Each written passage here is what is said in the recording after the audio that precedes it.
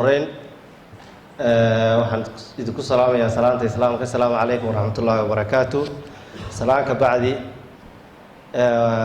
waxaan u mahadnaqayaa xildhibaan cali cabdi maxamed cali cabdi dheere oo runtii suurtageliya caawa inaynu halkan isugu nimaadno tiimka sideedamaadka u gudbayna casho sharafta u sameeyey. runtii anigana ah macallinkayga kubadda cagta. waxaan leeyahay aad baad u mahadsantay, jazaaka allahu khayr. mar labaadka waxaan halkan iyagana ka salaamayaa xildhibaanada golaha deegaanka ee nagala jooga, marti sharafta kale ee nagala soo qayb gashay, xubnaha guddida ka mid ah, dhalinyarta kale dhammaantood iyana waan salaamaya, waanaad mahadsantihiin kasoo qaybgalkiina.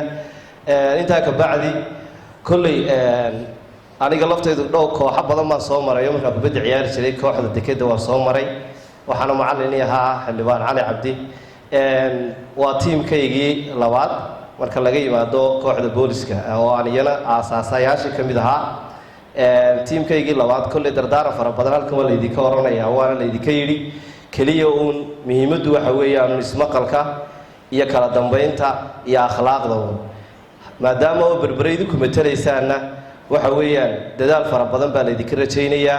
waxaa laydinka rajaynayaa in aad runtii halkaa maanta soo gaadheen iyadana ka gudubtaan oo aad afarta tagtaan oo aad ka gudubtaan oo finalka tagtaan. runtii qurux bay noo tahay iyo sharaf. ka gundi ahaan annagana garoonkii aanu sidaa uga shaqaynay runtii ilaa darajada in leegaa gaadhaan annagana sharaf bay noo tahay. waan idin salaamaya. assalaamu calaykum waraxmatullaahi wabarakaatu.